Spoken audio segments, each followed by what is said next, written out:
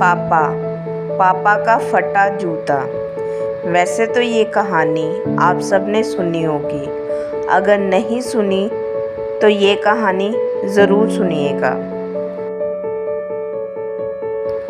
बड़े ही गुस्से से मैं घर से चला आया। अब तब घर आऊँगा इतना सोचते ही मैं गुस्से में गलती से पापा के जूते पहने और मैं आज बस घर छोड़ दूँगा और तभी लौटूँगा जब मुझे मोटरसाइकिल नहीं दिलवा देते।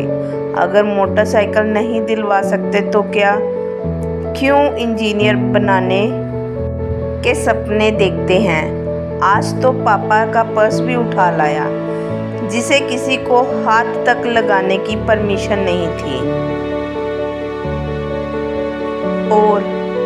और मुझे तो बस जाना ही था घर छोड़कर। जैसे ही कुछ दूर चला मुझे पाँव में गीला गीला लगा। सड़क पर पानी बिखरा हुआ था। पाँव उठा के देखा तो जूते का तला टूटा हुआ था। जैसे तैसे लंगड़ा कर बस स्टॉप पहुंचा। पता चला 1 घंटे तक कोई भी बस नहीं थी। मैंने सोचा क्यों ना पर्स की तलाशी ली जाए। मुझे पता है ज़रूर इस पर्स में ज़रूर पैसों के हिसाब की डायरी होगी। पता तो चले कि कितने पैसे और कहाँ छुपाए हैं। माँ को भी इसीलिए हाथ नहीं लगाने देते। जैसे ही मैं कच्चे रास्ते से सड़क पर आया मुझे लगा जूतों में कुछ चुभ रहा है। मैंने जूता निकाल कर देखा, मेरी एड़ी से थोड़ा सा खून रिस रहा था। जूते की कील निकली हुई थी। दर्द तो बहुत हुआ मगर गुस्सा भी बहुत आया था। जैसे ही मैंने पर्स खोला एक पर्ची दिखाई दी।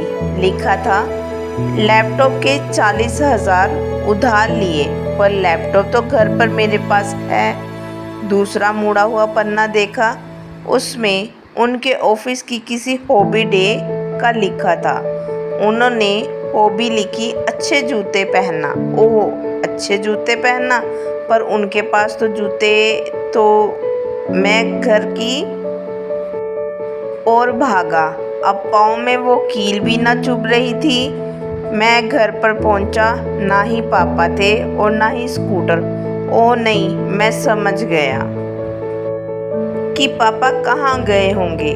मैं दौड़ा और एजेंसी पर मैं पहुंचा।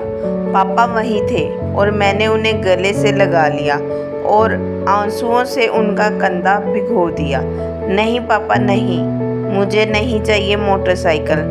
बस आप ना नए जूते ले लो और अब बड़ा सा आदमी बनना है मुझे, वो भी आपके तरीके से।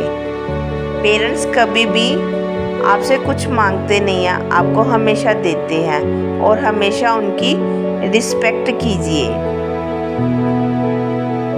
क्या आपने कभी सोचा है कि पापा से आपने बाइक, फ़ोन या कोई और ज़रूरत का सामान मांगा हो और वो आपको नहीं दिला पाए हो? वो कभी नहीं चाहते कि तुम उनसे नाराज़ हो, लेकिन उनकी भी कुछ मजबूरी रही होगी तभी वो आपको नहीं दिला पाए।